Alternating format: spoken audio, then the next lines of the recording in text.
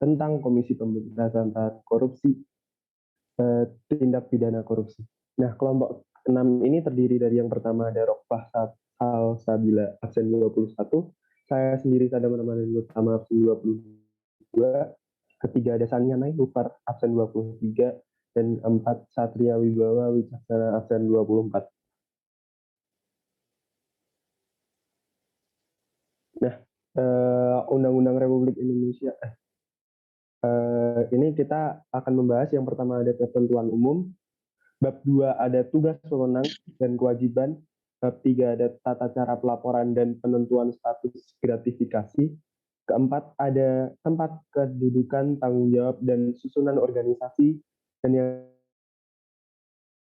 yang nah, slide selanjutnya dibahas oleh teman saya Rokfah. Silahkan Rokfah. Baiklah, terima kasih Sadam.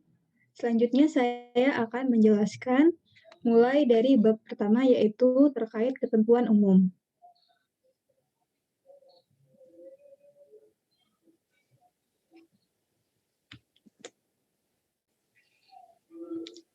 Pada pasal 1, undang-undang ini dijelaskan bahwa yang pertama, tindak pidana korupsi adalah tindak pidana sebagaimana dimaksud dalam undang-undang yang mengatur mengenai pemberantasan tindak pidana korupsi.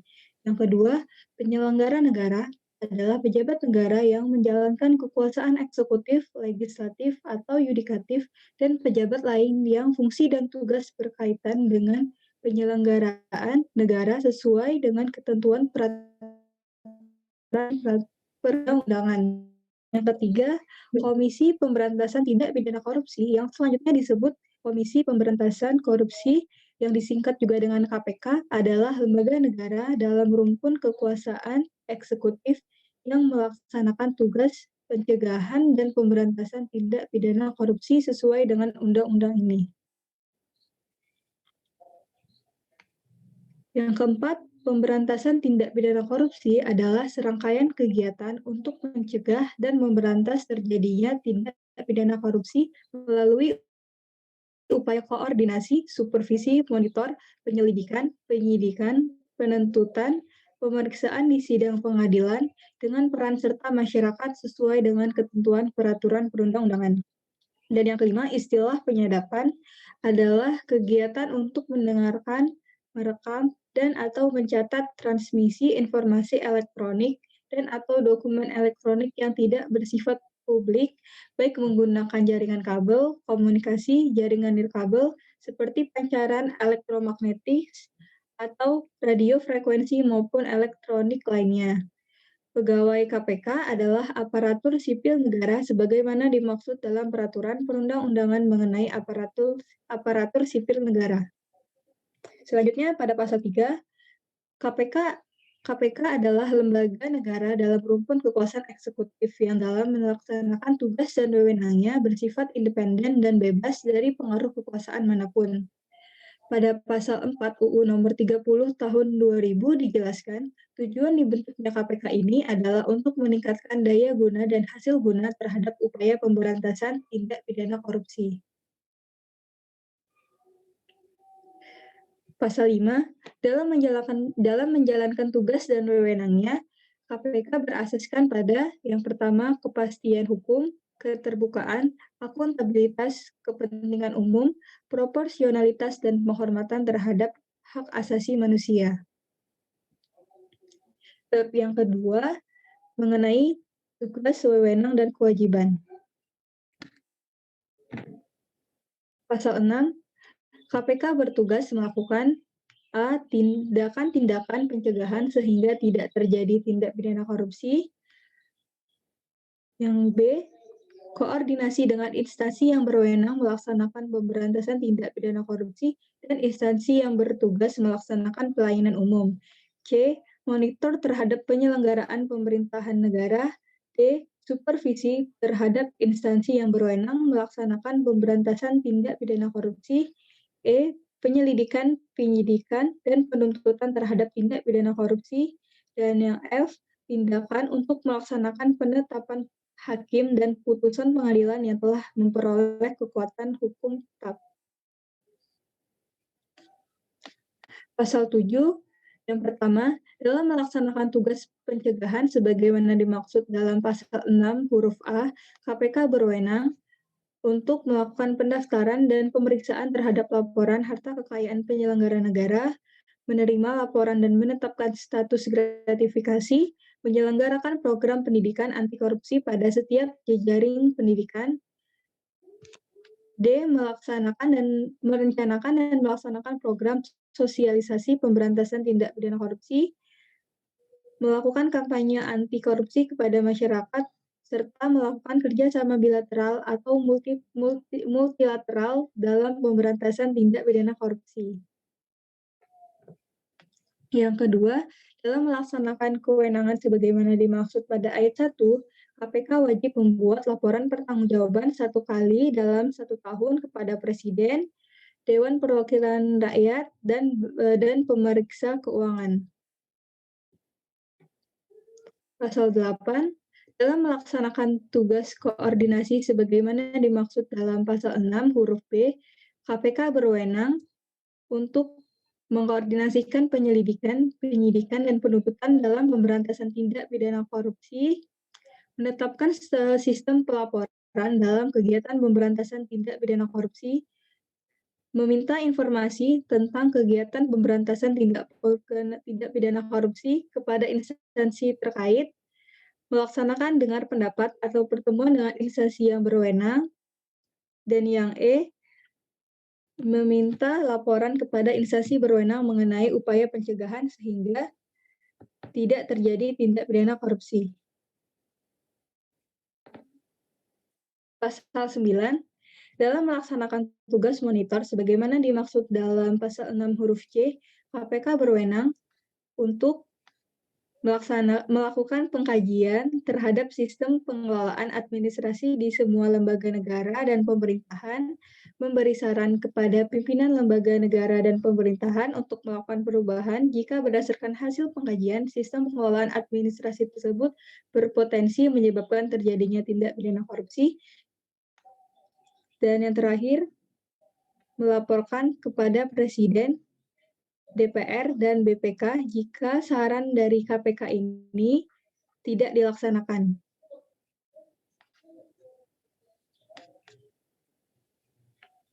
Pasal 10. Yang pertama, dalam melaksanakan tugas supervisi sebagaimana dimaksud dalam pasal 6 huruf D, KPK berwenang melakukan pengawasan, penelitian, atau penelaahan terhadap instansi yang menjalankan tugas dan wewenangnya yang berkaitan dengan pemberantasan tindak pidana korupsi. Yang kedua, ketentuan mengenai pelaksanaan tugas supervisi sebagaimana dimaksud pada ayat 1 diatur dengan peraturan Presiden. Pasal 10A. Yang pertama, dalam melaksanakan wewenang sebagaimana dimaksud dalam pasal 10, KPK berwenang mengambil alih penyidikan dan atau penuntutan terhadap pelaku tindak pidana korupsi yang sedang dilakukan oleh kepolisian atau kejaksaan.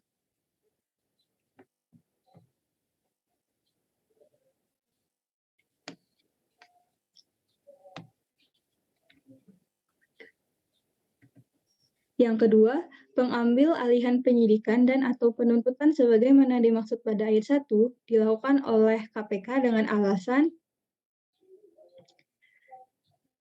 A. Laporan masyarakat mengenai tindak pidana korupsi tidak ditindaklanjuti.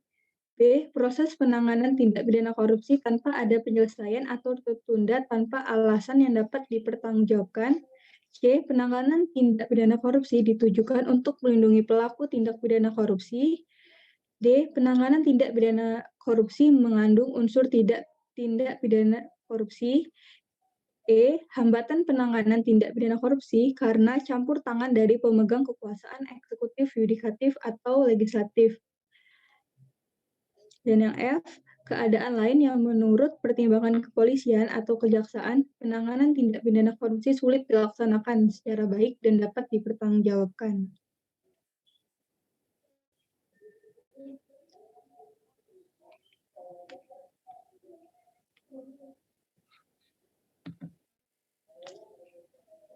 Selanjutnya yang ketiga, dalam hal KPK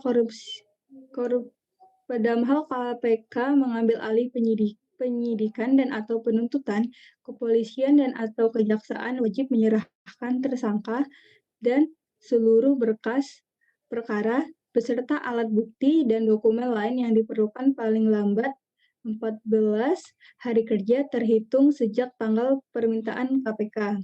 Dan yang keempat, penyerahan sebagaimana dimaksud pada ayat 3 dilakukan dengan menandatangani berita acara penyerahan sehingga segala tugas dan kewenangan kepolisian dan atau kejaksaan pada saat penyerahan tersebut beralih kepada KPK. Dan yang kelima, KPK dalam mengambil alih penyidikan dan atau penuntutan sebagaimana dimaksud pada ayat 1 memberitahukan kepada penyidik atau penuntut umum yang menangani tindak pidana korupsi.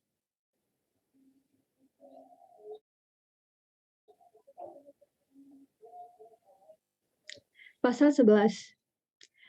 Yang pertama, dalam melaksanakan tugas sebagaimana dimaksud dalam pasal 6 huruf E, KPK berwenang melakukan penyelidikan, penyidikan, dan penuntutan terhadap tindak pidana korupsi yang 1. Melibatkan aparat penegak hukum, penyelenggara negara, dan orang lain yang berkaitan dengan tindak pidana korupsi yang dilakukan oleh aparat penegak hukum atau penyelenggara negara, atau menyangkut kerugian negara paling sedikit 1 miliar rupiah.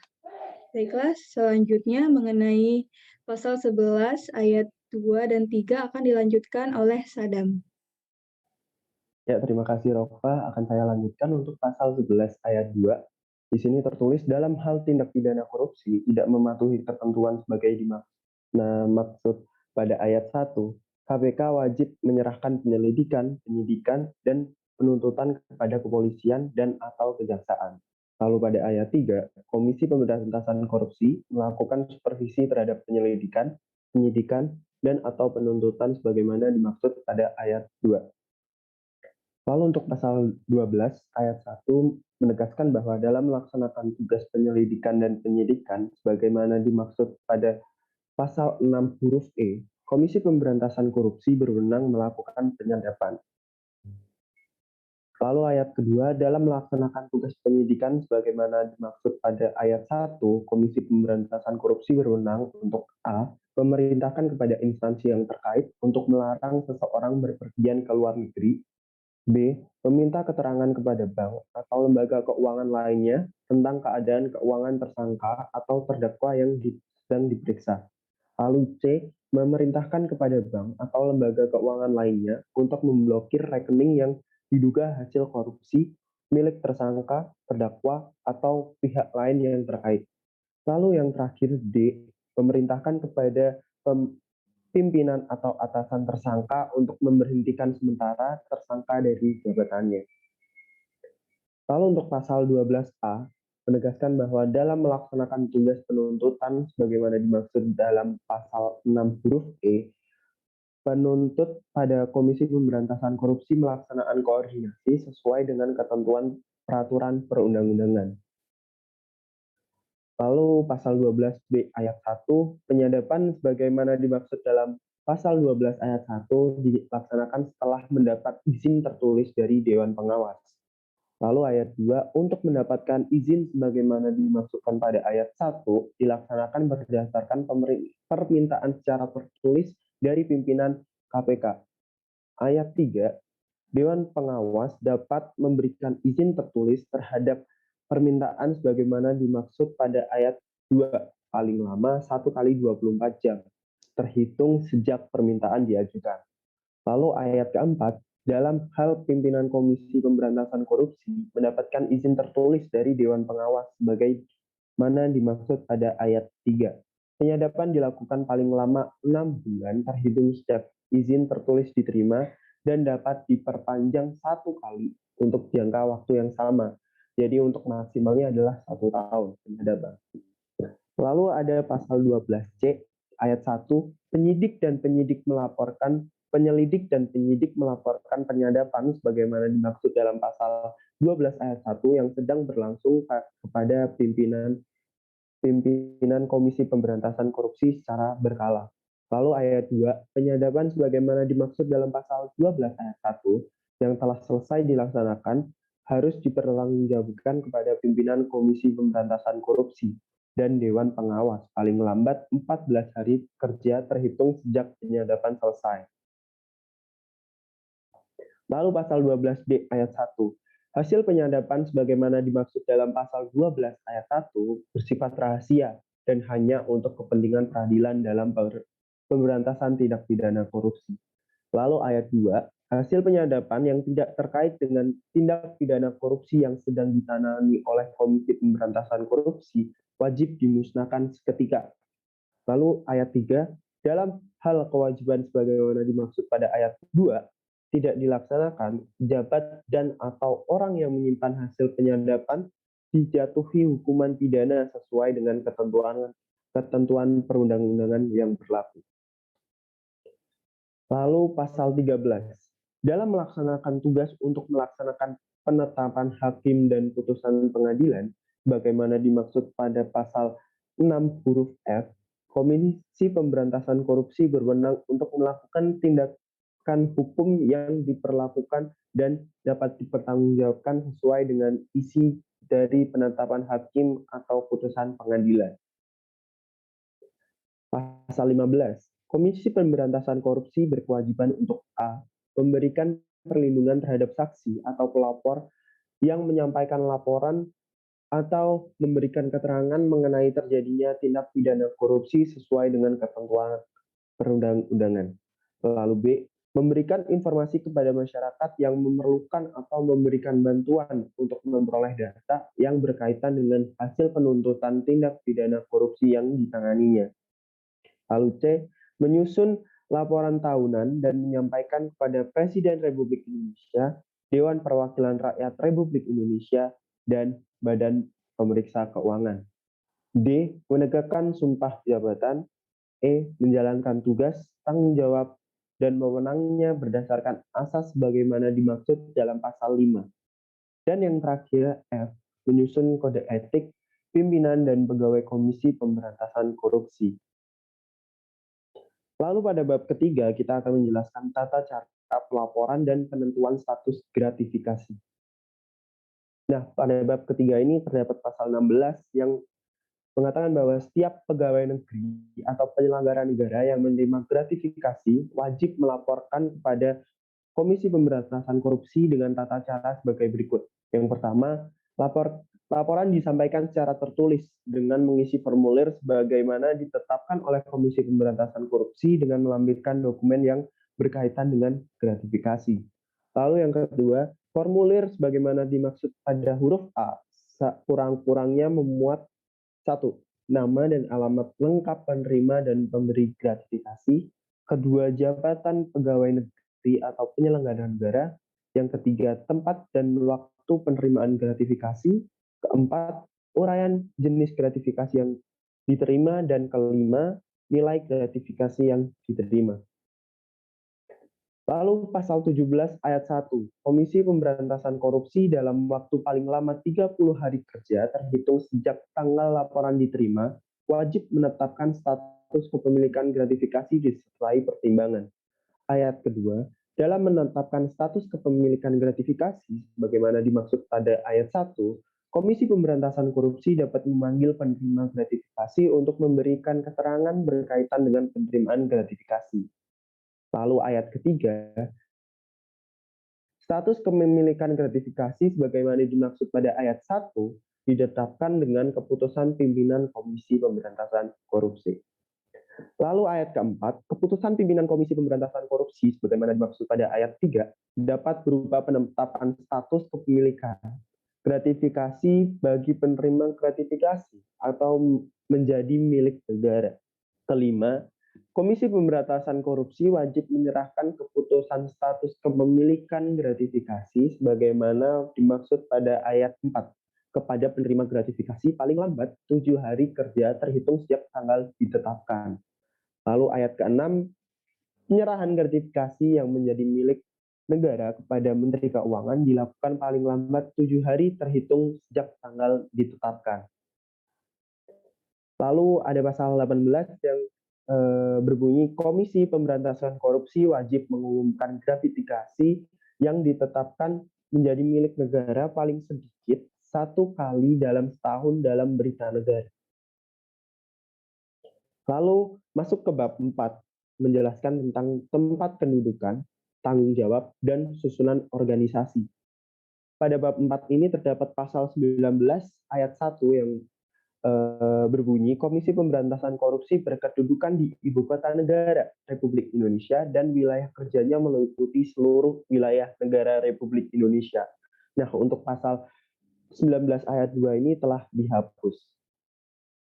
Lalu masuk ke pasal 20 ayat 1, Komisi Pemberantasan Korupsi bertanggung jawab kepada publik atas pelaksanaan tugasnya dan menyampaikan laporannya secara terbuka dan berkala kepada Presiden Republik Indonesia, Dewan Perwakilan Rakyat Republik Indonesia, dan Badan Pemeriksa Keuangan.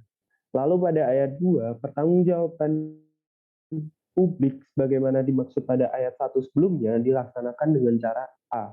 Wajib audit terhadap kinerja dan pertanggungjawaban keuangan sesuai dengan program kerjanya. Yang B, menerbitkan laporan tahunan. Dan terakhir, C, membuka akses informasi. Lalu untuk pasal 21 ayat 1, Komisi Pemberantasan Korupsi terdiri dari A. Pengawas berjumlah 5 orang. B. Pimpinan Komisi Pemberantasan Korupsi yang terdiri dari 5 orang anggota Komisi Pemberantasan Korupsi. Yang C. Pegawai Komisi Pemberantasan Korupsi. Lalu ayat 2, susunan pimpinan Komisi Pemberantasan Korupsi sebagaimana dimaksud pada ayat 1 huruf B terdiri dari A. Ketua merangkap anggota dan wakil ketua terdiri dari 4 orang masing-masing merangkap anggota.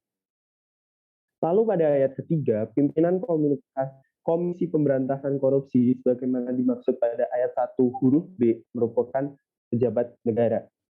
Lalu yang terakhir ayat keempat, pimpinan Komisi Pemberantasan Korupsi sebagaimana dimaksud pada ayat 2 bersifat kolektif kolegial. Lalu pada pasal selanjutnya, pasal 24 akan dijelaskan oleh teman saya, Sania. Silakan, Sania. Baik, terima kasih Sadam atas pemaparannya. Selanjutnya saya akan melanjutkan hasil pemaparan dari tadi. Untuk pasal 24 ayat 1, dijelaskan bahwa pegawai Komisi Pemberantasan Korupsi sebagaimana dimaksud dalam pasal 21 ayat 1 huruf C merupakan warga negara Indonesia yang karena keahliannya diangkat sebagai pegawai pada Komisi Pemberantasan Korupsi. Untuk ayat 2-nya dikatakan bahwa pegawai Komisi Pemberantasan Korupsi merupakan anggota Korps Profesi Pegawai Aparatur Sipil Negara Republik Indonesia sesuai dengan ketentuan peraturan perundang-undangan. Pada ayat 3-nya, ketentuan mengenai tata cara pengangkatan pegawai Komisi Pemberantasan Korupsi dilaksanakan sesuai dengan ketentuan peraturan perundang-undangan. Untuk pasal 29, untuk dapat diangkat sebagai pemimpin Komisi Pemberantasan Korupsi harus memenuhi persyaratan sebagai berikut. Yang pertama, haruslah warga negara Indonesia. Yang kedua, bertakwa kepada Tuhan Yang Maha Esa. Ketiga, sehat jasmani dan rohani. Yang keempat, berijazah sarjana hukum atau sarjana lain yang memiliki keahlian dan pengalaman paling sedikit 15 tahun dalam bidang hukum, ekonomi, keuangan, atau perbankan. Yang kelima, berusia paling rendah 50 tahun dan paling tinggi 65 tahun pada proses pemilihan. Yang keenam, tidak pernah melakukan perbuatan tercela. Ketujuh, cakap, jujur, memiliki integritas moral yang tinggi, dan memiliki reputasi yang baik. Selanjutnya, juga tidak menjadi pengurus salah satu partai politik. Yang ke-I, melepaskan jabatan struktural atau jabatan lainnya selama menjadi anggota Komisi Pemberantasan Korupsi. J, tidak melakukan profesi selama menjadi anggota Komisi Pemberantasan Korupsi.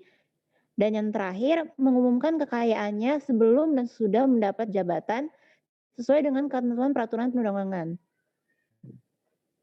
Untuk pasal 32, pada ayat 1, pimpinan Komisi Pemberantasan Korupsi berhenti atau diberhentikan karena alasan berikut. Yang pertama, karena meninggal dunia. Yang kedua, berakhir masa jabatannya. Ketiga, melakukan perbuatan tercela. Keempat, menjadi terdakwa karena melakukan tindak pidana kejahatan. Yang kelima, berhalangan tetap atau secara terus-menerus selama lebih dari 3 bulan tidak dapat melaksanakan tugasnya. Yang keenam, mengundurkan diri. Atau yang terakhir adalah dikenai sanksi berdasarkan undang-undang ini. Untuk pasal 32 ayat 2, dalam hal pimpinan Komisi Pemberantasan Korupsi menjadi tersangka tindak pidana kejahatan, pimpinan Komisi Pemberantasan Korupsi diberhentikan sementara dari jabatannya. Untuk ayat 3-nya, pimpinan Komisi Pemberantasan Korupsi yang mengundurkan diri sebagaimana dimaksud pada ayat 1 huruf F dilarang untuk jangka waktu 5 tahun sejak tanggal pengunduran dirinya menduduki jabatan publik. Untuk ayat 4-nya, pemberhentian sebagaimana dimaksud pada ayat 1 dan ayat 2 ditetapkan dengan keputusan Presiden. Untuk pasal 33 ayat 1, dalam hal terjadi kekosongan pemimpin Komisi Pemberantasan Korupsi, Presiden Republik Indonesia mengajukan calon anggota pengganti kepada Dewan Perwakilan Rakyat Republik Indonesia. Pada ayat 2-nya dijelaskan mengenai anggota pengganti sebagaimana dimaksud pada ayat 1, dipilih dari calon pimpinan Komisi Pemberantasan Korupsi yang tidak terpilih di Dewan Perwakilan Rakyat Republik Indonesia sepanjang masih memenuhi persyaratan sebagaimana diatur dalam pasal 29. Yang ketiga, untuk ayat 3-nya, anggota pengganti pimpinan Komisi Pemberantasan Korupsi sebagaimana dimaksud pada ayat 1 melanjutkan sisa masa jabatan pimpinan Komisi Pemberantasan Korupsi yang digantikan. Untuk pasal 37, ketentuan sebagaimana dimaksud dalam pasal 36 berlaku juga untuk pegawai Komisi Pemberantasan Korupsi. Lalu kita berlanjut pada bab 5A mengenai Dewan Pengawas. Pada pasal 37A, untuk ayat 1-nya dijelaskan bahwa dalam rangka mengawasi pelaksanaan tugas dan wewenang Komisi Pemberantasan Korupsi, dibentuk Dewan Pengawas sebagaimana dimaksud dalam pasal 21 ayat 1 huruf A. Pada ayat 2-nya dikatakan anggota Dewan Pengawas berjumlah 5 orang. Pada ayat 3-nya, anggota Dewan Pengawas sebagaimana dimaksud pada ayat dalam jabatan yang sama hanya untuk 1 kali masa jabatan. Pada pasal 37B ayat 1, Dewan Pengawas bertugas untuk yang pertama, mengawasi pelaksanaan tugas dan wewenang Komisi Pemberantasan Korupsi. Yang kedua, memberikan izin, penyadapan, penggeledahan. Yang ketiga, menyusun dan menetapkan kode etik pimpinan dan pegawai Komisi Pemberantasan Korupsi. Yang keempat, menerima dan menindaklanjuti laporan dari masyarakat mengenai adanya dugaan pelanggaran kode etik oleh pimpinan dan pegawai Komisi Pemberantasan Korupsi atau pelanggaran ketentuan dalam undang-undang ini. Yang kelima, menyelenggarakan sidang untuk memeriksa adanya pelanggaran kode etik oleh pimpinan dan pegawai Komisi Pemberantasan Korupsi. Dan yang terakhir, melakukan evaluasi kinerja pimpinan dan pegawai Komisi Pemberantasan Korupsi secara berkala 1 kali dalam 1 tahun. Untuk pasal 37B ayat 2 dijelaskan mengenai Dewan Pengawas membuat laporan pelaksanaan tugas secara berkala 1 kali dalam 1 tahun. Untuk ayat 3-nya, laporan sebagaimana dimaksud pada ayat 2 disampaikan kepada Presiden Republik Indonesia dan Dewan Perwakilan Rakyat Republik Indonesia. Pada pasal 37C ayat 1, Dewan Pengawas dalam menjalankan tugas sebagaimana dimaksud dalam pasal 37B membentuk organ pelaksana pengawas. Pada ayat 2-nya dijelaskan mengenai ketentuan mengenai organ pelaksanaan pengawas. Sebagaimana dimaksud pada ayat 1 diatur dengan peraturan Presiden. Pada pasal 37D, untuk dapat diangkat sebagai anggota Dewan Pengawas, sebagaimana dimaksud dalam pasal 37A, harus memenuhi persyaratan sebagai berikut. Yang pertama, warga negara Indonesia. Yang kedua, bertakwa kepada Tuhan Yang Maha Esa. Ketiga, sehat jasmani dan rohani. Yang keempat, memiliki integritas moral dan keteladanan. Kelima, berkelakuan baik. Yang keenam tidak pernah dipidana penjara berdasarkan putusan pengadilan yang telah memperoleh ketentuan hukum tetap karena melakukan tindak pidana kejahatan yang diancam dengan pidana penjara paling singkat 5 tahun. Yang ketujuh, berusia paling rendah 55 tahun. Yang ke-8, berpendidikan paling rendah S1. Selalu selanjutnya tidak menjadi anggota atau pengurus partai politik. lalu melepaskan jabatan struktural atau jabatan lainnya, selanjutnya tidak menjalankan profesinya selama menjadi anggota Dewan Pengawas. Dan yang terakhir, mengumumkan harta kekayaannya sebelum dan setelah menjabat sesuai dengan ketentuan peraturan perundangan yang berlaku.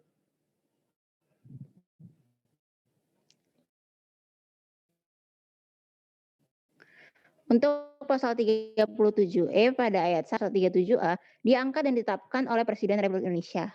Pada ayat 2-nya dijelaskan mengenai dalam mengangkat ketua dan anggota Dewan Pengawas sebagaimana dimaksud pada ayat 1, Presiden Republik Indonesia membentuk panitia seleksi. Untuk ayat 3-nya, panitia seleksi sebagaimana dimaksud pada ayat 2 diri atas unsur pemerintah pusat dan unsur masyarakat. Untuk ayat 4-nya, setelah terbentuk, panitia seleksi sebagaimana dimaksud pada ayat 3 mengumumkan penerimaan calon. Dan untuk pasal 5-nya, pendaftaran calon dilakukan dalam waktu 14 hari kerja secara terus-menerus. Untuk ayat 6-nya, panitia seleksi mengumumkan kepada masyarakat untuk mendapatkan tanggapan terhadap nama calon sebagaimana dimaksud pada ayat 4. Pada ayat 7, tanggapan sebagaimana dimaksud pada ayat 6 disampaikan kepada panitia seleksi paling lambat 1 bulan terhitung sejak tanggal pengumuman. Yang untuk ayat 8, panitia seleksi menentukan nama calon yang akan disampaikan kepada Presiden Republik Indonesia. Lalu pada pasal 9, dalam jangka waktu paling lambat 14 hari kerja, terhitung sejak tanggal diterimanya daftar nama calon dari panitia seleksi, Presiden Republik Indonesia menyampaikan nama calon sebagaimana dimaksud pada ayat 8 kepada Dewan Perwakilan Rakyat Republik Indonesia untuk dikonsultasikan. Pada ayat 10, Presiden Republik Indonesia menetapkan ketua dan anggota Dewan Pengawas dalam jangka waktu paling lama 14 hari kerja terhitung sejak konsultasi sebagaimana dimaksudkan pada ayat 9 sampai selesai dilaksanakan. Pada ayat 11, ketentuan lebih lanjut mengenai tata cara pengangkatan ketua dan anggota Dewan Pengawas diatur dengan peraturan pemerintah. Lalu untuk pasal 37F ayat 1, ketua dan anggota Dewan Pengawas berhenti atau diberhentikan apabila 1. Meninggal dunia. 2. Berakhir masa jabatannya. 3. Melakukan perbuatan tercela. 4. Dipidana penjara berdasarkan keputusan pengadilan yang telah memperoleh kekuatan hukum tetap karena melakukan tindak pidana kejahatan. Yang kelima, mengundurkan diri atas permintaan sendiri secara tertulis. Dan yang terakhir, tidak dapat melaksanakan tugas selama 3 bulan secara berturut-turut. Untuk ayat 2-nya, dalam hal ketua dan anggota Dewan Pengawas menjadi tersangka tindak pidana, ketua dan anggota Dewan Pengawas diberhentikan sementara dari jabatannya. Pada ayat 3, ketua dan anggota Dewan Pengawas yang mengundurkan diri sebagaimana dimaksud pada ayat 1 huruf E, dilarang untuk jangka waktu 5 tahun sejak tanggal pengunduran dirinya yang memiliki jabatan publik. Pada ayat 4, pemberhentian sebagaimana dimaksud pada ayat 1 dan ayat 2 ditetapkan oleh Presiden Republik Indonesia. Untuk pasal selanjutnya yaitu pasal 37G akan dijelaskan oleh rekan saya yaitu Satria. Silahkan Satria. Ya, terima kasih Sania. Oke, selanjutnya akan saya jelaskan ya, melanjutkan bab 5 tadi soal Dewan Pengawas ya. Di pasal 37G ini membahas jadi sebelum memangku jabatan anggota dan pengawas itu wajib mengucapkan sumpah dan janji, itu di ayat pertama. Kemudian di ayat keduanya, nah ini bunyi janji sebagaimana dimaksud pada ayat yang tadi itu berlaku secara mutadis dan mutandis dalam pasal 35 ayat 2. Kalau teman-teman perhatikan tadi kan pasal 35 kan di PPT nggak ada ya. Nah ini soalnya pasal 35-nya itu ada di undang-undang yang tahun lalu. Jadi undang-undang tahun 30 tahun undang-undang nomor 30 tahun 2002. Jadi itu ini undang-undang yang paling baru yang kemarin itu sempat ramai di media ya, yang mahasiswa demo. Nah itu tuh undang-undangnya ini teman-teman. Oke, lanjut aja ke pasal 38-nya. Ini bahas soal penyelidikan dan penyidikan. Jadi segala kewenangan yang berkaitan dengan penyelidikan, penyidikan, dan penuntutan yang diatur dalam undang-undang berlaku juga bagi penyelidik dan penyidik dan penuntut pada Komisi Pemberantasan Korupsi. Jadi teman-teman, bedanya penyelidikan sama penyidikan itu, kalau penyelidikan itu dia untuk menentukan tuh apakah peristiwa yang dilaporkan itu bisa nggak sih ditinggalkan ke penyidikan gitu. Kalau yang penyidikan itu untuk menentukan apakah itu tersangkanya. Nah, itu penyidikan seperti itu. Oke, lanjut aja ke pasal 40-nya. Nah, ini menjelaskan tentang tadi sebenarnya Komisi Pemberantasan Korupsi itu dapat menghentikan penyidikan dan penuntutan terhadap perkara yang tidak selesai dalam jangka waktu paling lama 2 tahun. Yang kedua, yang ayat kedua menjelaskan yang tadi, jadi penyidikan tersebut, penghentian penyidikan tersebut dilaporkan kepada Dewan Pengawas yang paling lambat 1 minggu. Kemudian yang ketiganya masih memperjelas lagi dengan ayat pertama, jadi harus diumumkan oleh komisi langsung kepada si publiknya, jadi menjelaskan itu. Kemudian yang keempatnya berkaitan soal ayat yang kedua tadi, jadi penghentian dan penyidikan itu dapat dicabut oleh pimpinan KPK apabila ditemukan bukti baru gitu yang dapat membatalkan alasan penghentian penyidikan itu tadi. Dia masuk ke 43 aja langsung. Nah, ini menjelaskan soal penyelidikan. Jadi tadi penyidik, sekarang penyelidik. Gitu. Jadi ayat pertama menjelaskan penyelidik Komisi Pemberantasan Korupsi itu dapat berasal dari kepolisian, kejaksaan, instansi pemerintah, dan lainnya. Yang kedua, dapat diberhentikan oleh KPK, pimpinan KPK tentunya. Kemudian yang ketiga, tentu saja wajib tunduk ya pada mekanisme penyelidikan yang sesuai dengan ketentuan peraturan perundang-undangan. Oke, lanjut. Nah, ini menjelaskan tentang persyaratannya. Jadi penyelidik Komisi Pemberantasan Korupsi itu harus memenuhi persyaratan sebagai berikut ya. Yang ayat pertamanya itu ya tentang pendidikan paling rendah S1, lulus pendidikan di bidang pendidikan, jasmani rohani, kemudian integritas moral yang tinggi. Kemudian yang kedua, ya persyaratan yang dimaksud tadi itu diselenggarakan oleh KPK ya bekerja sama dengan kepolisian dan atau kejaksaan. Kemudian yang ketiga, penyelidik komisi KPK tadi yang dimaksud di awal ayat 1 tadi itu dapat diberhentikan dari jabatannya jika ya ini diberhentikan sebagai ASN ya, kemudian tidak lagi bertugas di bidang teknis penegakan hukum dan permintaan dia sendiri gitu secara tertulis. Kemudian yang keempat, ketentuan lebih lanjut mengenai tata caranya yang dimaksud pada 1 dan 3 diatur dalam peraturan KPK Komisi Pemberantasan Korupsi. Oke, lanjut. Nah, ini pasal 45 tentang penyidik, jadi hampir sama kayak tadi sih. Yang awal penyidik KPK adalah berasal dari kepolisian kejaksaan, kemudian yang kedua diberhentikan oleh pimpinan KPK, kemudian yang ketiga mekanismenya sama, dan yang keempat standar kompetensi yang sama. Itu yang penyidik. Oke, lanjut. Nah, yang 45A ini menjelaskan tentang persyaratan penyidik KPK ya. Jadi hampir sama sebenarnya syarat-syaratnya. Yang pertama itu pendidikan S1, kemudian lulus pendidikan penyidikan tentunya, kemudian jasmani dan rohani, dan integritas moral yang tinggi. Kemudian pada ayat 2-nya dijelaskan bahwa diselenggarakan oleh Komisi KPK dan bekerja sama dengan kepolisian, sama kayak tadi. Kemudian ini diberhentikan juga sama, jadi diberhentikan sebagai ASN, kemudian tidak lagi bertugas di teknis penegakan hukum, kemudian permintaan dari yang bersangkutan sendiri. Gitu. Dan yang pasal 4-nya ketentuan lebih lanjut diatur dalam peraturan KPK. Ya, hampir sama kayak yang tadi. Oke, next.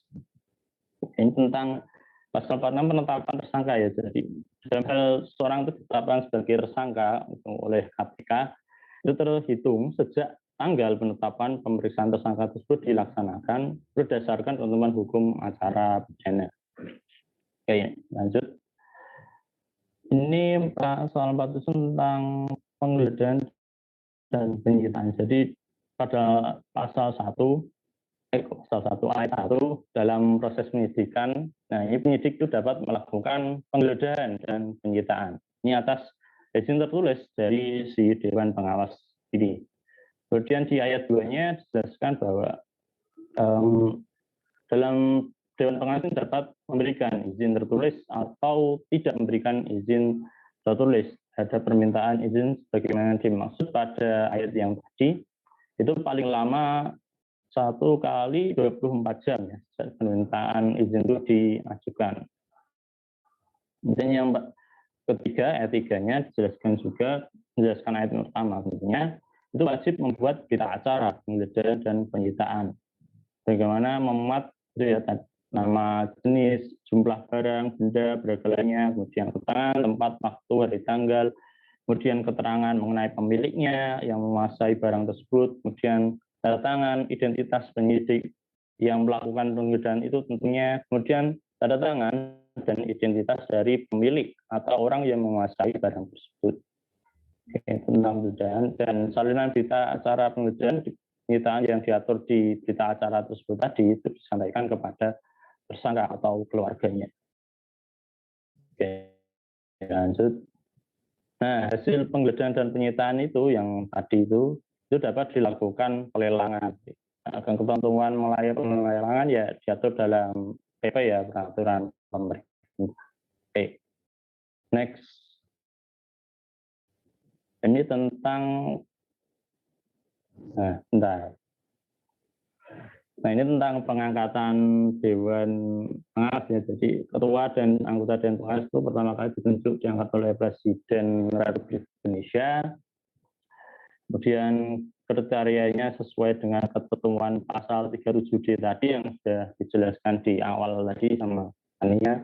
Kemudian yang ketiga dijelaskan, nah ini penunjukan dan pengangkatan bagaimana dimaksud tadi itu yang awal yang ayat 1 itu untuk 1 kali masa jabatan sesuai masa jabatan Dewan Pengawas.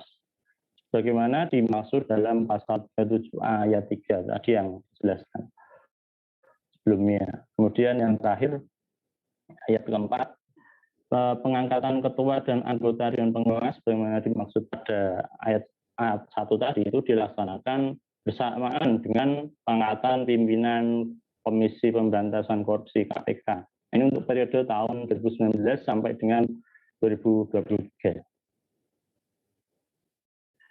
Kemudian pasal 69B pada saat ayat 1 pada saat undang-undang ini mulai berlaku, penyidik atau penyelidik ya atau penyidik KPK yang belum berstatus sebagai pegawai ASN ya dalam jangka waktu paling lama 2 tahun itu dapat diangkat sebagai pegawai ASN sepanjang memenuhi ketentuan peraturan perundang-undangan. Kemudian pada ayat 2-nya pengangkatan yang dijelaskan tadi ayat 1 itu berlaku bagi penyelidik atau penyidik KPK yang telah mengikuti dan lulus pendidikan di bidang penyelidikan dan penyidikan sesuai dengan ketentuan peraturan tentunya. Kemudian lanjut pasal 69C pada saat undang-undang ini mulai berlaku, pegawai KPK yang statusnya belum sebagai pegawai ASN dalam jangka waktu paling lama 2 tahun itu mulai berlaku dapat diangkat menjadi pegawai ASN sesuai dengan ketentuan peraturan perundang-undangan. Lanjut 69D. Ya, sebelum Dewan Pengawas itu terbentuk, pelaksanaan tugas dan kewenangan KPK itu dilaksanakan ya berdasarkan ketentuan sebelum undang-undang ini diubah. Oke, lanjut 70A ya. Pengangkatan dan pembinaan pemberhentian pegawai KPK dilaksanakan sesuai dengan ketentuan peraturan perundang-undangan. Next. Jadi pada saat undang-undang ini berlaku sesuai peraturan perundang-undangan yang bertentangan dengan UU ini akan dicabut dan dinyatakan tidak berlaku lagi. Dan yang terakhir 70C. Nah, pada saat UU ini sudah berlaku, semua peraturan perundangan yang bertentangan dengan UU ini dicabut dan dinyatakan tidak berlaku. Pada saat UU ini berlaku, semua tindakan penyidikan dan penuntutan tindakan pidana korupsi yang proses hukumnya itu belum selesai harus dilakukan ya berdasarkan ketentuan sebagaimana diatur dalam undang-undang ini. Saya kembalikan ke Sadam. Silahkan, Dam. Ya, terima kasih Satrian dan teman-teman semuanya. Selesai sudah presentasi kita pada kali ini. Ya, silakan Jika ada yang bertanya, bersilakan. Terima kasih. Izin bertanya. Kelompok 6 ya ini ya, kelompok 6 betul ya? Iya, Pak. Baik. Baik, ada pertanyaan atau pernyataan silahkan. Izin Dari bertanya, kalian? Pak. Oke, Dwiki ya? Iya. Dwiki, silakan Dwiki. Izin bertanya, tadi kan berdasar pasal Agak keras 10A, dikit Dwiki. ya Pak.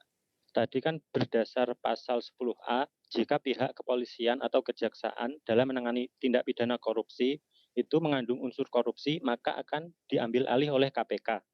Nah, di sini mungkin tidak kalau si KPK ini dalam menjalankan tugasnya itu juga melakukan korupsi atau mengandung unsur korupsi. Bagaimana pendapat Anda jika hal tersebut terjadi dan bagaimana penyelesaian dan solusinya? Terima kasih. Baik, menarik ya pertanyaan dari Dwiki. Nanti dijawab oleh kelompok 6 ya. Kita himpun dulu ya. 3 lagi, pertanyaan lagi yang lain silakan. Selain Dwiki. Izin bertanya, Pak. Oke, Devita, silakan Devita. Waktu PKL kemarin ada cerita dari seorang pegawai senior di tempat saya PKL. Jadi disebut aja Bapak X gitu ya, Pak. Nah, sebelum kata beliau, sebelum Kemenkyu ini jadi lebih bersih seperti sekarang,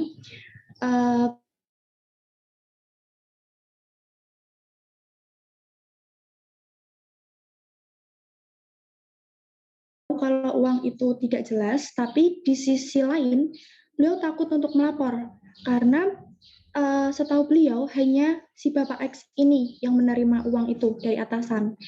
Dan kalau misalkan melapor pasti ketahuan nih kalau si Bapak X, dan konsekuensinya mungkin bisa mutasi ke tempat yang tak terbayangkan gitu.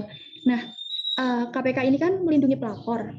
Apakah perlindungan itu hanya berupa merahasiakan identitas pelapor atau ada perlindungan lain? Misalnya ada jaminan untuk tidak dimutasi karena laporan ini. Dan kalau misalkan teman-teman kelompok ini berada di posisi si Bapak X ini, apa yang kalian lakukan? Terima kasih.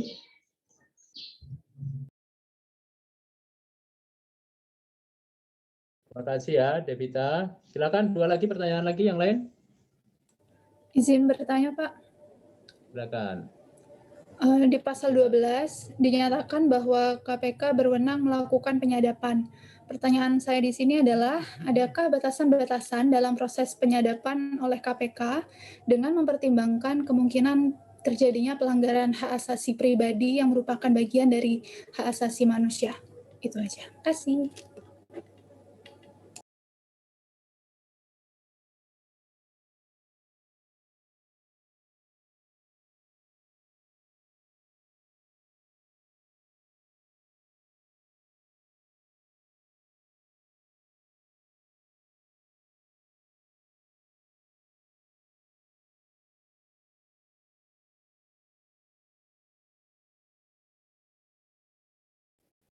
Ya, bagus sekali pertanyaannya. Silakan untuk pertanyaan selanjutnya.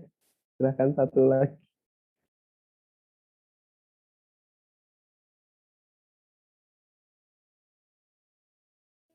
Oh, nggak ada ini. Udah. Izin bertanya. Oh ya, silakan. Terkait pasal 12D itu apa indikator yang membedakan antara hasil penyadapan yang terkait perkara tindak pidana korupsi dengan hasil penyadapan yang tidak terkait? Ya,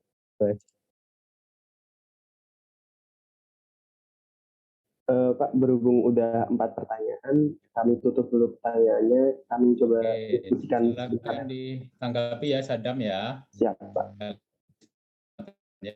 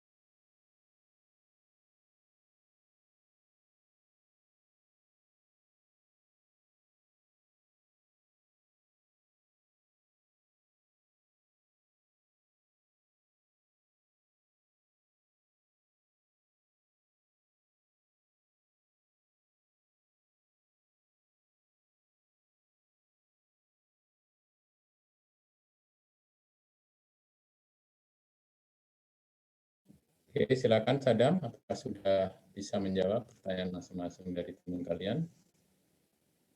Sebentar, Pak.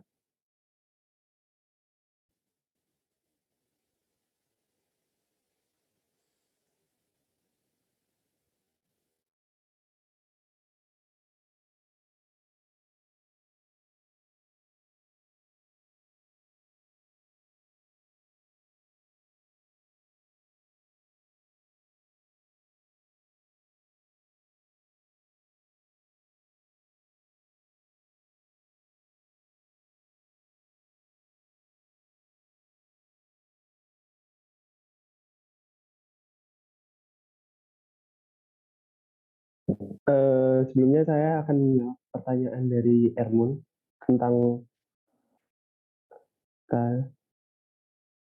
benar.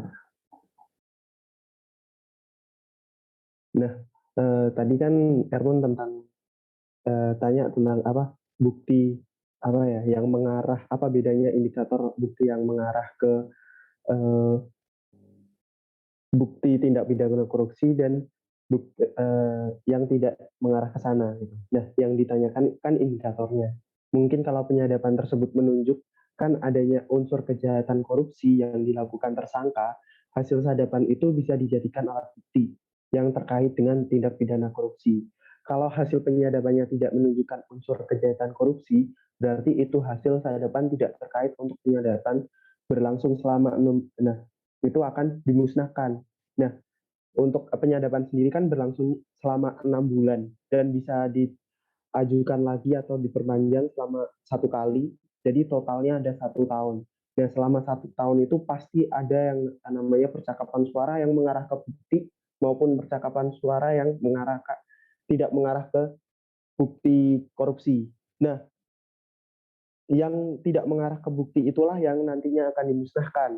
Karena jika ketahuan tidak dimusnahkan, orang yang menyimpan bukti yang tidak mengarah ke bukti korupsi tersebut akan dikenai sanksi sesuai perundang-undangan yang berlaku. Begitu. Apakah sudah menjawab pertanyaan?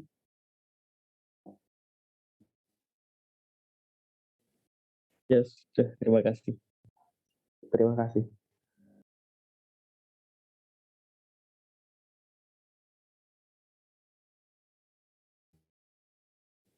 Adam, kamu jawab pertanyaan siapa? Ermundo, Pak. Tadi Ermundo saya. Halo, Ermundo, bisa dengar suaranya, Ermundo? Ya, bisa. Apakah sudah bisa menjawab? Ya, sudah, Pak. Coba kamu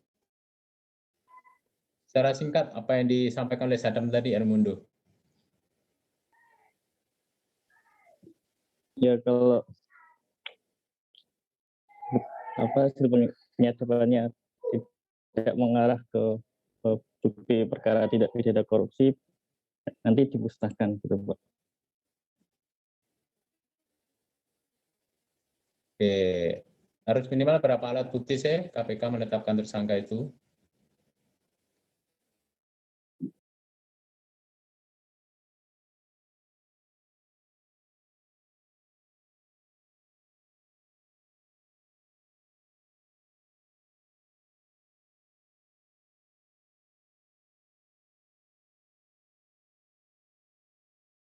Minimal 2 alat bukti ya, Ermundo ya. Iya, Pak. Baik, terima kasih. Silakan dijawab pertanyaan yang lain dari 3 teman yang lain. Baiklah, selanjutnya saya akan menjawab pertanyaan dari Elvira. Pertanyaannya, dari pasal 12 dinyatakan bahwa KPK berwenang melakukan penyadapan. Adakah batasan-batasan dalam proses penyadapan oleh KPK dengan mempertimbangkan kemungkinan pelanggaran terhadap hak asasi pribadi yang merupakan bagian dari HAM? Nah, jadi kewenangan penyadapan yang dilakukan oleh KPK yang dijelaskan pada pasal 12 ayat 1 ini pada dasarnya memang tidak menjelaskan penyadapan yang dilakukan pada kasus terorisme yang tercantum pada pasal 31 PPU nomor 1 tahun 2002 tentang pemberantasan tindak pidana terorisme. Karena hal tersebut memang memunculkan asumsi publik bahwa kewenangan penyadapan oleh KPK ini telah melanggar hukum, bahkan melanggar HAM. Sebenarnya penyadapan KPK ini tidak dapat dianggap sebagai pelanggaran HAM karena memang belum ada undang-undang khusus yang mengatur terkait pelaksanaan penyadapan. Penyadapan ini tuh baru dapat dianggap sebagai pelanggaran hukum apabila proses penyadapan tidak dilakukan oleh pejabat penyidik KPK yang sedang memeriksa suatu perkara. Nah, dan juga dulu pada masa pemerintahan almarhum Abdurrahman Wahid, kewenangan penyadapan ini tuh belum ada bagi tim gabungan pemberantasan tindak pidana korupsi, sehingga pada masa itu tidak dapat berbuat banyak dan tidak dapat mengungkapkan kasus-kasus korupsi yang terjadi. Di lain sisi, penyadapan yang dilakukan oleh KPK boleh saja dilakukan, oleh karena itu diperlukan undang-undang khusus mengenai batasan dan mekanisme penyadapan, serta perlu lembaga pengawas agar tidak terjadi kesalahan dalam proses penyadapan dan terhindar dari penyadapan yang dapat mencederai rasa keadilan dan rampasnya hak asasi manusia. Elvira, apakah jawabannya sudah jelas? Sudah, terima kasih. Terima kasih kembali, Elvira.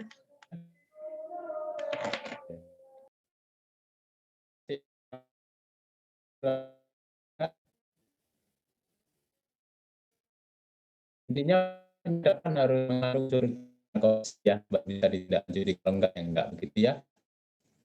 Ya. Baik, silakan 2 pertanyaan lagi dari yang lain.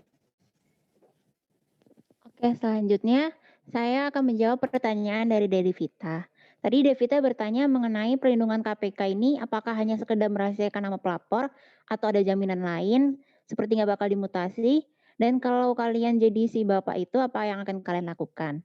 Nah, aku mau bilang dulu, di Indonesia itu perlindungan terhadap saksi dan pelapor itu terdapat dalam beberapa aturan, baik di tingkat undang-undang maupun aturan pelaksanaan lainnya. Di undang-undang sendiri ada diatur dalam setidaknya tuh ada dalam 3 undang-undang yang mengatur terhadap perlindungan saksi dan pelapor terhadap ini. Nah, pertama tuh ada pada pasal 41 Undang-Undang Nomor 31 Tahun 1999 tentang pemberantasan tindak pidana korupsi, dijelaskan bahwa masyarakat dapat diberikan perlindungan hukum yang berperan serta membantu upaya pencegahan dan pemberantasan tindak pidana korupsi. Bentuk peran tersebut adalah salah satunya dengan menjadi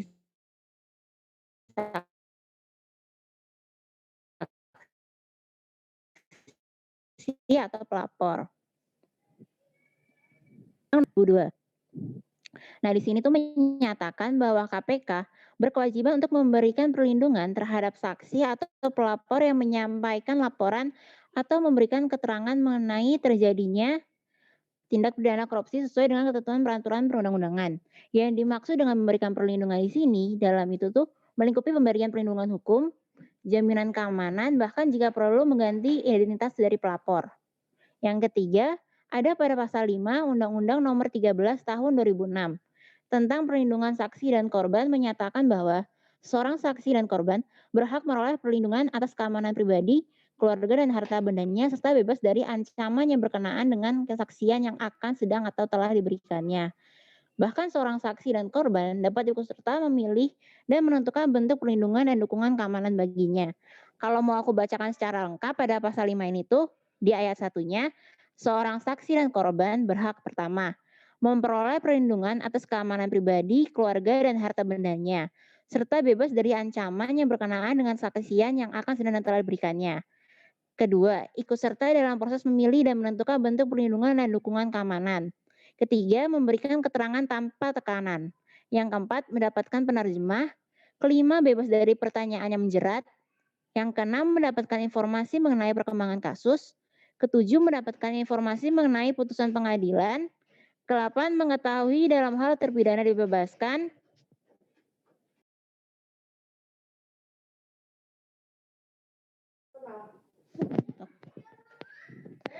Lalu selanjutnya mendapatkan identitas baru. Yang ke mendapatkan tempat kediaman baru.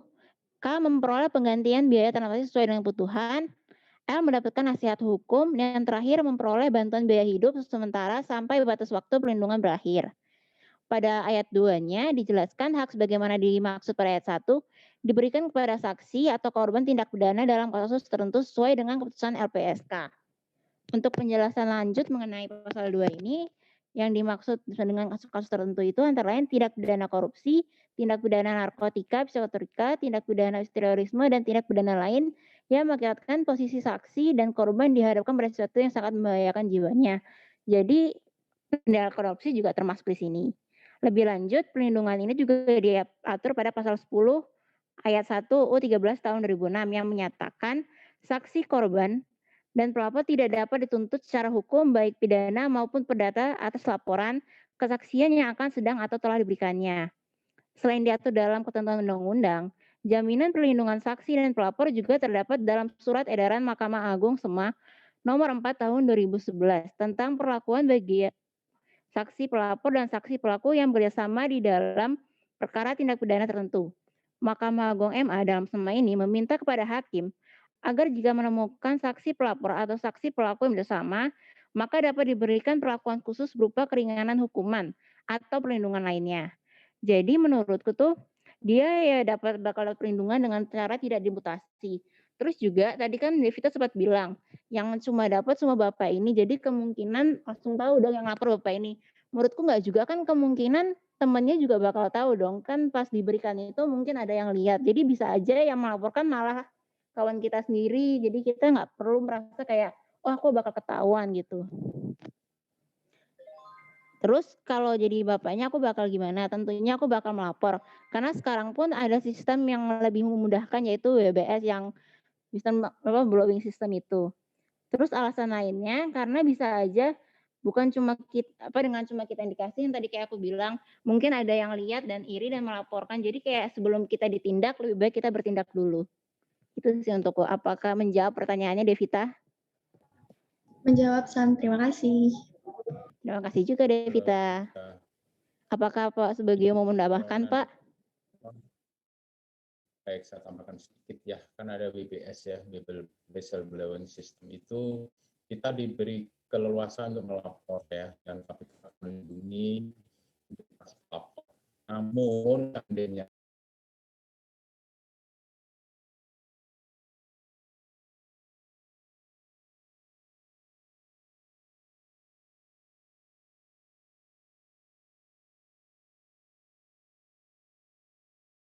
ya, mudah-mudahan bisa dengar. Apakah bisa dengar suara saya? Bisa, Pak. Siapa? Baik, sedikit aja saya tambahkan ya. Tadi itu kenapa kok ada identitasnya mau diganti, dikasih perlindungan rumah, mau di ini ya, bentuk perlindungan seperti apa bagi yang terutama yang saksi ya dan korban. Nah, ini kan ada namanya ada LPSK ya, Lembaga Perlindungan Saksi dan Korban. Nanti KPK kan bekerja sama dengan LPSK. Manakala ada saksi yang berkenan untuk menjadi saksi di persidangan, dia ingin dilindungi ya, dilindungi dari corruption feedback. Kan koruptor itu kan punya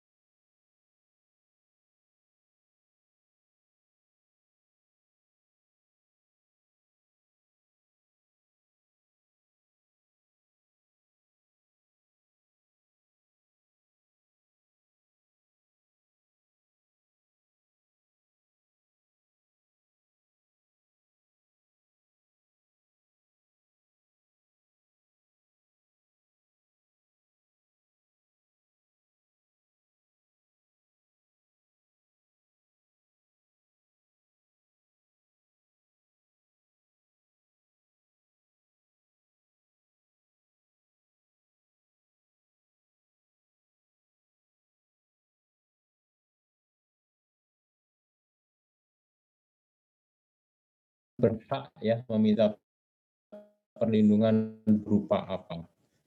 Saya minta dong, identitas saya diganti dengan yang lain. Jadi nanti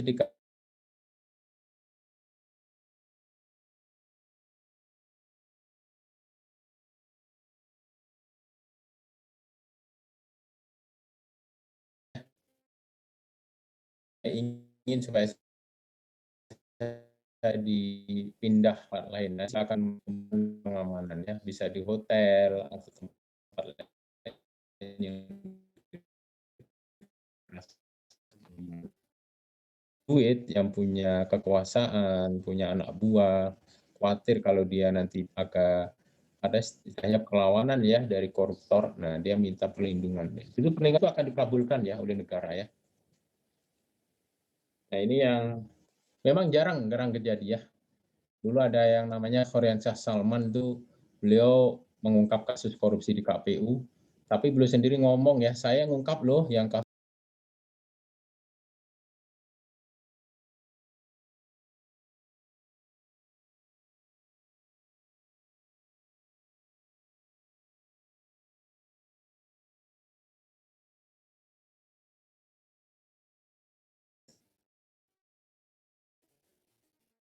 Devita, Pak Soras, saya Devita. Kayaknya kadang hilang terus kecil sekali, Pak. Kecil ya. Mudah-mudahan bisa didengar dengan baik. Baik, kalau itu dilanjutkan aja dengan pertanyaan terakhir ya. Silakan. Baik, saya akan menjawab pertanyaan dari Dwiki ya, tentang tadi kalau seandainya KPK-nya sendiri gitu yang terlibat itu bagaimana gitu. Ini sebenarnya kan udah pernah terjadi ya, kasus ini kan sebenarnya sudah pernah terjadi dan saya tidak akan menyebutkan oknumnya siapa gitu kan, ya kalian bisa search sendiri lah siapa gitu. Mendapat saya sebenarnya secara umum kan gini, kita kembali ke konsep pemberantasan korupsi dulu ya. Jadi secara umum tuh semua orang kan ingin koruptor tuh dihukum seberat-beratnya gitu. Tapi realitanya kita tuh sebenarnya punya undang-undang, udah punya, kemudian orang-orang yang sekiranya punya lembaganya juga gitu. Tapi ironisnya tuh malah justru terkadang dalam beberapa kasus itu malah orang-orang ini gitu yang terlibat. Nah, menurut saya sebenarnya ya korupsi itu seperti penyakit gitu yang menempel pada semua aspek bidang kehidupan masyarakat gitu, dan itu pasti akan selalu ada gitu tuh di suatu negara, itu pasti akan ada gitu. Nah, terus tadi kan bilang kalau kita tuh setuju kalau koruptor itu harus dihukum seberat-beratnya gitu. Tapi kembali lagi pertanyaan, apakah hukum pidana ya berarti ya hukum itu tuh benar-benar efektif gitu? Sebenarnya enggak, karena itu tadi yang kembali ke pertanyaan Mas Dwiki tadi itu, kalau yang penyidiknya atau penyidiknya itu sendiri yang melakukan terus bagaimana gitu kan? Maka dari itu solusinya bagaimana?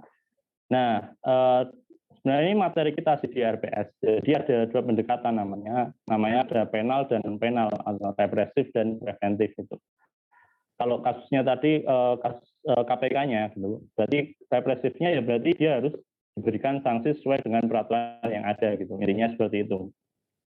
Kemudian non penalnya yang preventifnya, KPK yang tadi tersandung kasus itu tadi bagaimana ya, dari awal seleksinya itu harus ketat gitu, sangat ketat sekali, dan kalau bisa tesnya tuh nggak di awal saja gitu, di pertengahan gitu, misal itu ada tes lagi ya sekedar untuk menjaga kualitas atau integritas moral, integritinya si pegawai KPK gitu. Intinya seperti itu Mas Dwiki, apakah menjawab atau mungkin nambahin lagi bisa Mas Dwiki? Atau dari Bapak Bagio mungkin ada tambahan? Baik, terima kasih Mas Satria, sangat jelas sekali. Terima kasih Mas Satria. Saya ingin ya, waktu ditambah kita 12 lebih ya teman-teman.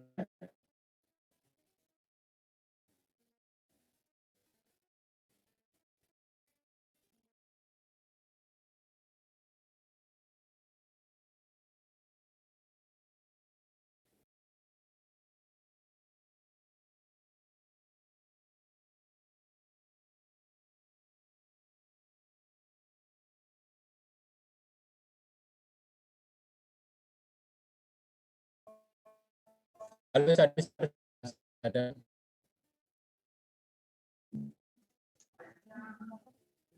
Kecil ya, Sadam ya. Iya Pak, tidak terdengar putus-putus Pak. Kita istirahat dulu ya, Sam ya, break dulu ya. 10 menit ya, sholat duhur ya. Baik, istirahat sebentar ya. Ya Pak. Baik, Pak.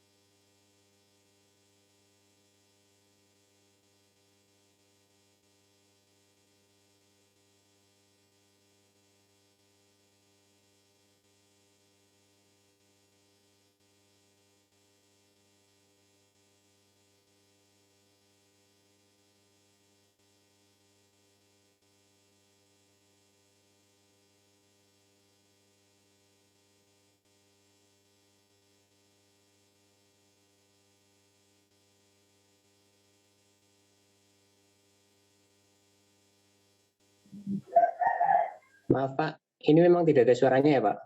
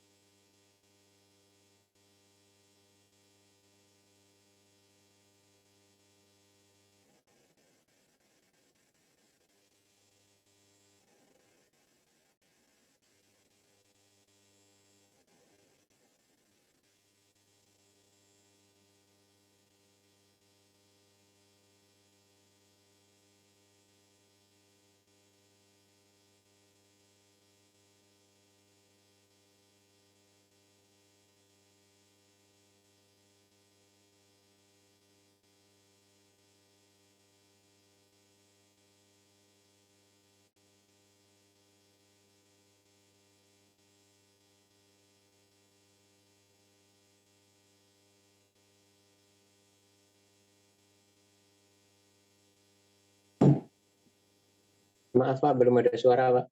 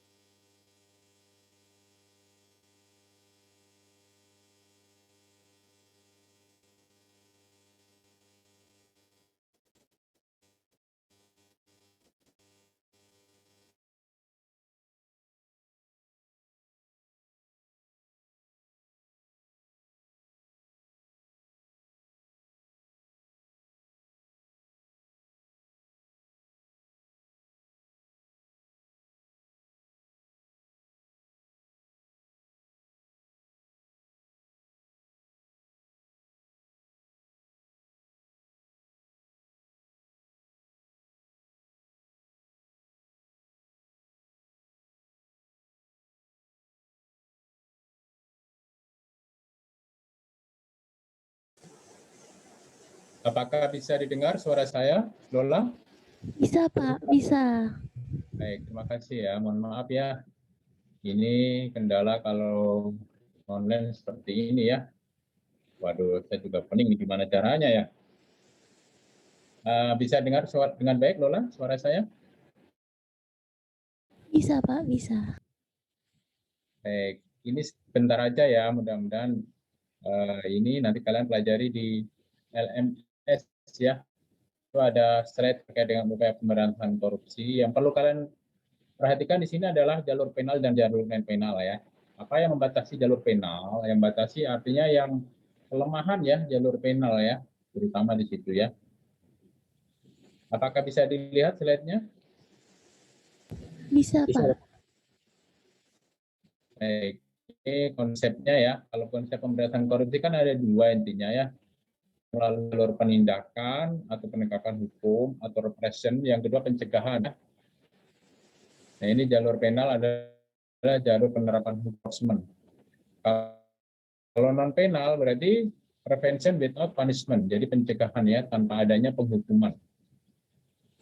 Nah kalau yang penal kan melalui hukum ya, nanti aparat penegak hukum yang melakukan tindakan itu. Yang non penal berarti melalui upaya-upaya pencegahan. Nah kalau yang penal ini banyak kelemahan ya. Pertama dia mempunyai sisi negatif ya. Harusnya ini ya. Pertama di sini dulu. Harusnya dia harus sebagai subsidiar ya atau sebagai pengganti bukan yang utama begitu ya. Yang kedua secara dogmatis sanksi pidana merupakan jenis sanksi paling tajam dalam bidang hukum sehingga harus digunakan sebagai ultimum remedium. Ultimum remedium itu artinya senjata pamungkas. Jadi kalau nggak bisa lagi dicegah ya sudah ini harusnya langkah terakhir atau jurus terakhir begitu ya, jurus andalan. Ya sudah KPK nggak bisa mencegah ya udah nanti penindakan yang akan turun gitu ya. Yang ketiga, menuntut biaya yang tinggi ya. Ada yang tahu biaya penangkapan Nazarudin ke Kolombia berapa ratus juta?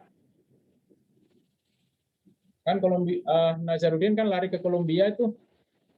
KPK harus menyediakan uang berapa untuk bisa menangkap Nazarudin kembali ke Indonesia? Sekitar 1 miliar ya. Terdiri dari siapa aja? Itu terdiri dari penyidik ya, lengkap ya, satu penyidik tim ya. Ada penuntut umum, ada penyelidik, ada juga dari Kemenkumham ya, yang menjabatani sama dari Kementerian Luar Negeri.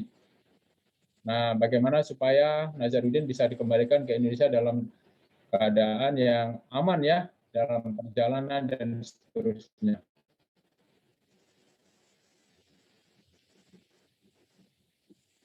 Nah, penggunaan hukum pidana dalam menanggulangi kejahatan hanya merupakan coherent and symptom. Jadi dia hanya menyembuhkan gejalanya aja, bukan pokok masalah. Maka kalau ditangkap koruptor itu saya nggak bangga ya, apalagi kasusnya sama. Kasihan mereka yang tertangkap itu jadi korban saja, nggak mengobati yang sesungguhnya.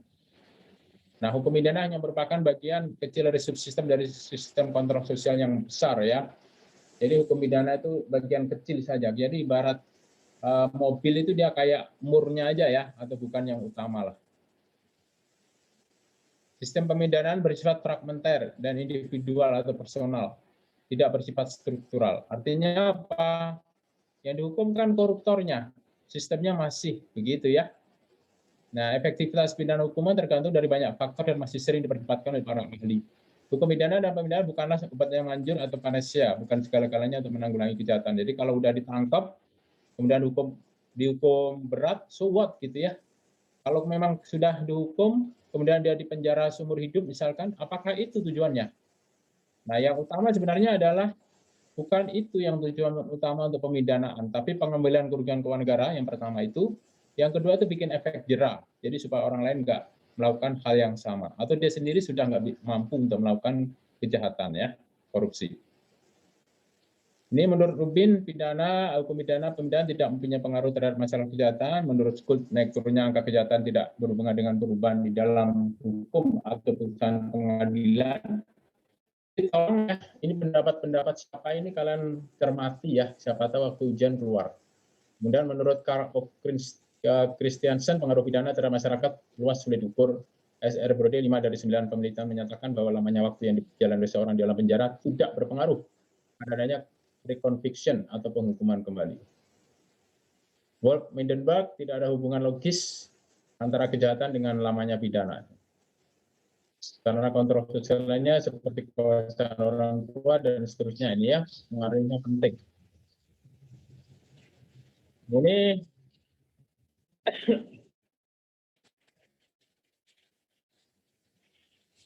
ada kasus korupsi ya, tapi pelakunya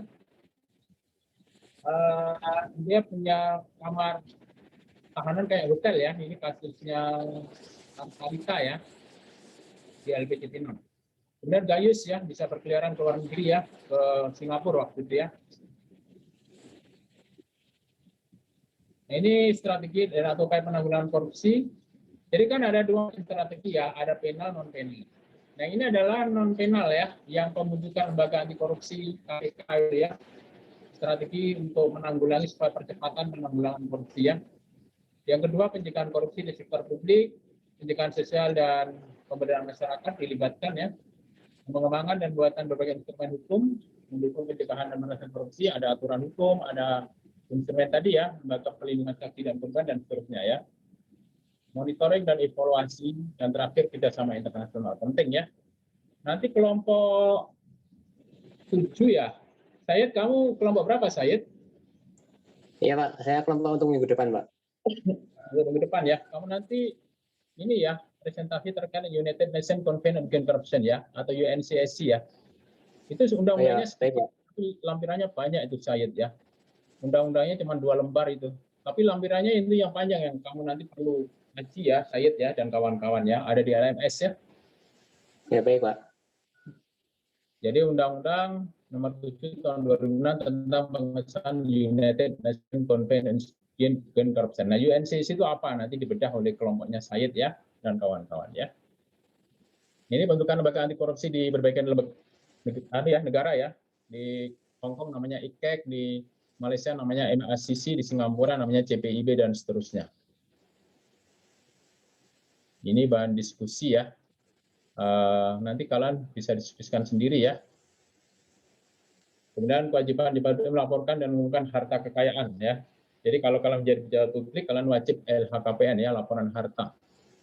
Kontrak pengadaan barang dan jasa dengan lelang atau penawaran secara terbuka. Jadi masyarakat diimbau untuk melakukan pengadaan barang dan jasa melalui e-procurement atau melalui lelang elektronik.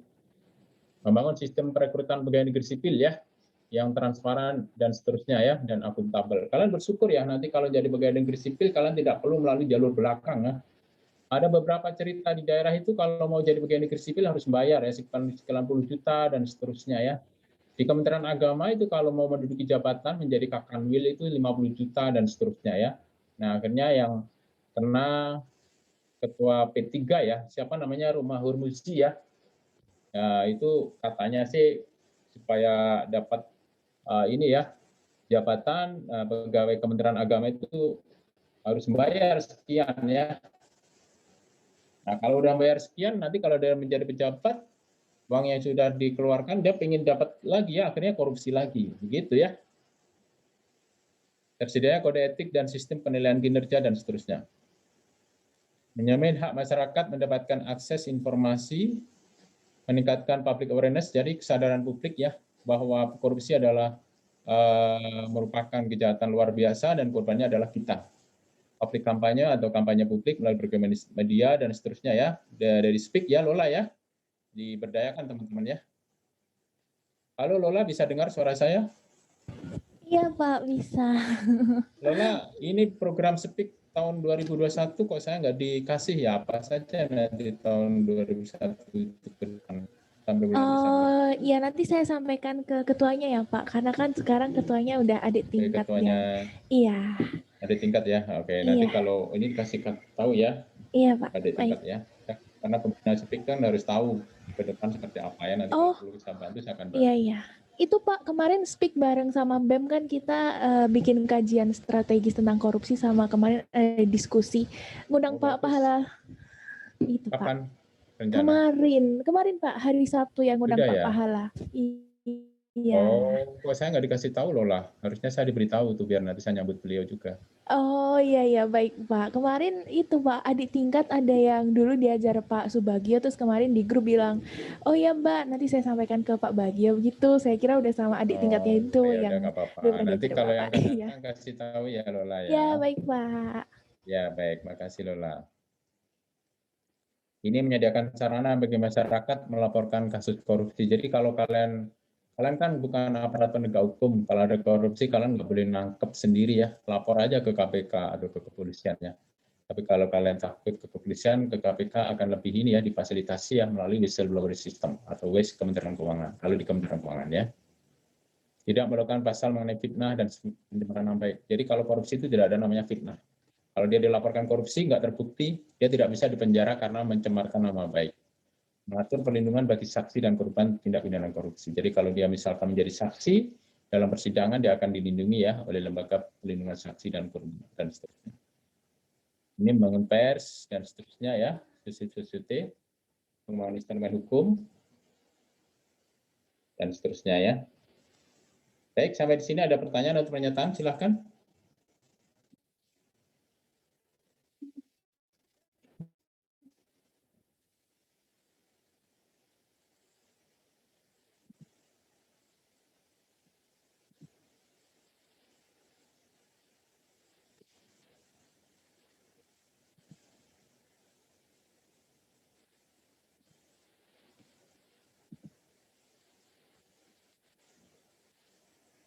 Izin bertanya, Pak. Iya. Aku penasarannya Silakan. sih, selama Bapak pas dulu di KPK, pernah nggak sih Pak, kan itu ada perlindungan saksi, tapi pernah nggak ada yang kayak kecolongan kayak saksinya tuh malah jadi kayak apes gitu kena dari tersangkanya itu Pak? Jadi gini, waktu itu kan kasus KPU ya, awal-awal berdiri KPK 2005 ya, saya gabung dengan KPK 2005 akhir, 2006 itu KPU mencuat. Nah, kasus KPU itu ada salah satu yang melaporkan ya, namanya Soriansyah Salman. Beliau tuh auditor BPK.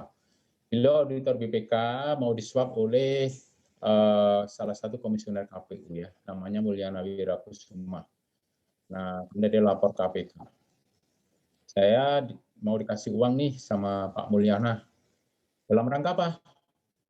Kemudian beliau memberikan kronologi dan seterusnya. Dia mau disuap supaya laporannya WTP ya, laporan wajar tanpa pengecualian. Dan nggak ada masalah dengan materialitas gitu ya. Nah, Fikriansyah lapornya ke Pak Taufikur Rahman Ruki ya. Kemudian si Mulyana yang menyuap ditangkap. Mulyana akhirnya bicara, loh, saya kan menyuap karena ada yang disuap. Harusnya yang ditangkap dua-duanya dong. Bukan hanya saya yang memberi, tapi yang disuap lapor. Nah, karena yang disuap lapor, akhirnya Soriansyah ngomong, ya saya memang yang melapor ya. Nah, karena dia lapor, tanpa ada pengetahuan dari Ketua BPK, dia disuruh ini ya, mengundurkan diri ya. Mau dikeluarkan dengan tidak hormat, atau mengundurkan diri dari pegawai BPK. Ini Soriansyah satu angkatan dengan saya waktu di Tika ya, auditor senior ya.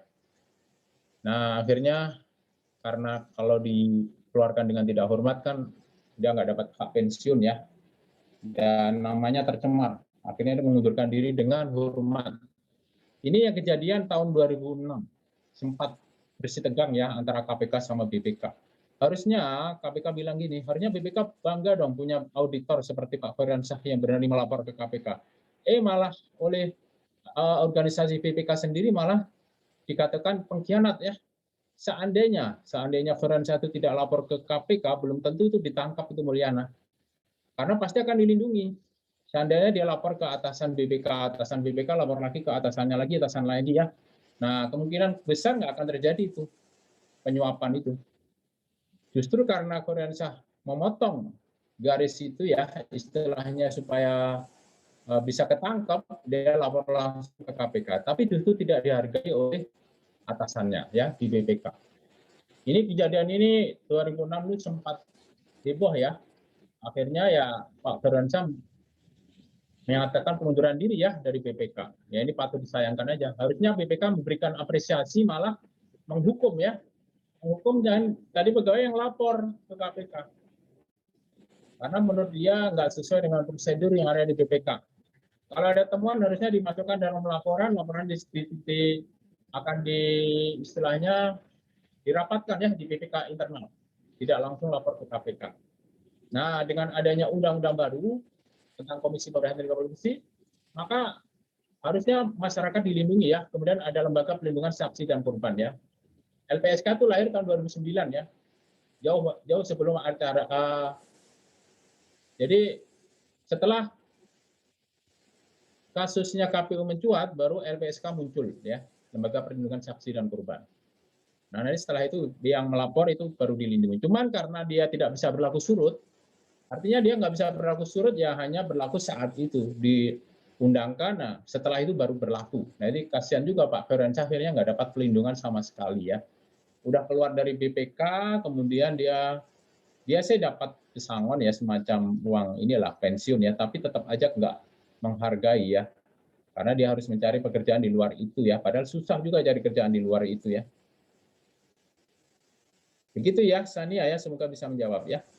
Iya Pak, terima kasih Pak atas informasinya Makasih Pak. kembali ya. Tapi kalau Sania punya laporan tentang korupsi langsung aja ke KPK ya, atau melalui saya ya. Nanti saya kasih tahu caranya begini-begini ya. Iya Pak, Jadi siap biar Pak. aman ya Sania ya. Iya Pak, makasih Pak. Baik, makasih kembali. Tolong dipelajari juga di LMS itu ada 3 materi lagi ya. Pertama terkait dengan Perpres 54 2018 tentang Strategi Nasional Pencegahan Korupsi. Itu ada 3 fokus utama ya. Pertama adalah terkait dengan perizinan dan tata niaga. Yang kedua adalah keuangan negara. Yang keempat adalah penegakan hukum dan reformasi birokrasi. Jadi ada 3 fokus itu yang jadikan concern ya oleh KPK dan lembaga anti korupsi, pencegahan korupsi itu diarahkan ke sana. Jadi yang pertama adalah terkait dengan perizinan dan tata niaga, yang kedua keuangan negara, dan yang ketiga adalah penegakan hukum dan reformasi birokrasi. Nah, nanti ada rencana aksi di sana ya, ada timnya ya, Timnas Pencegahan Korupsi. Kemudian yang kedua, tolong dipelajari juga ini ya, perbedaan antara IKEK Hong Kong dan Indonesia ya. IKEK Hong Kong tuh pakai trisula dia, jadi bukan pencegahan penindakan. Kalau Indonesia kan penal non penal gitu ya. Kalau di Hong Kong itu ada 3 senjata utama dalam menanggulangi korupsi. Pertama ada deteran itu investigasi ya, atau law enforcement lah ya, penegakan hukum. Yang kedua adalah pencegahan. Yang ketiga itu pendidikan dipisah. Jadi pendidikan itu berdiri sendiri. Kalau di KPK pendidikan jadi satu ya dengan pencegahan ya. Kalau di Hong Kong dia dipisah. Kemudian kalian pelajari juga dengan CPIB ya. CPIB mirip sama Indonesia ya. Ada investigasi atau operasi, kalau di sana istilahnya. Yang kedua adalah pencegahan dan edukasi.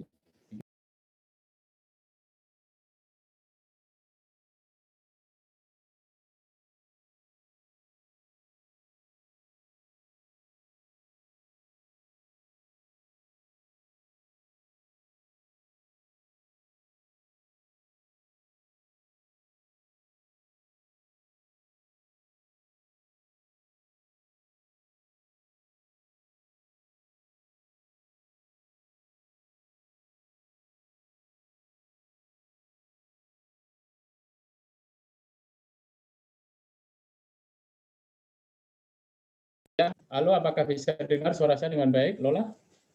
Bisa, Pak. Bisa.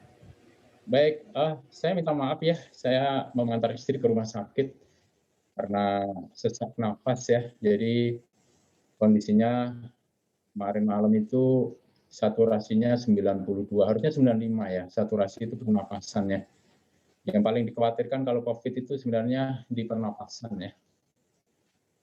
Kalau yang lain saya alhamdulillah dites negatif ya, cuman kan saya harus juga jaga diri ya. Saya mohon doanya semoga istri diberi kesembuhan ya. Nah, nanti kita ketemu lagi hari Rabu ya, Lola dan kawan-kawan. Jadi nggak sampai jam 1, biasanya sampai jam 1 ya.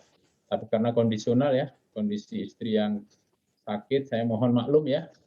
Nah, nanti kita ketemu lagi hari Rabu untuk kelompok saya Jundi ya dan kawan-kawan ya menyiapkan presentasi ya tentang Undang-Undang Nomor 7 Tahun 2006 UNCAC ya, saya Jundi ya. Ya, Pak. Baik, itu ya Lola dan kawan-kawan. Saya mohon maaf ya, saya izin untuk mengantar istri ke rumah sakit.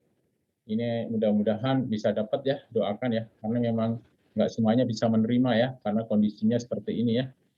Mudah-mudahan masih ada rumah sakit yang berkenan untuk menerima ya. Amin. Baik, saya akhiri ya kuliah siang hari ini. Saya tutup dengan billahi taufik wal hidayah. Wassalamualaikum warahmatullahi wabarakatuh. Waalaikumsalam warahmatullahi wabarakatuh. Terima kasih Pak. Terima kasih, Pak. Terima kasih kembali. Saya izin lift ya, saya tutup ya.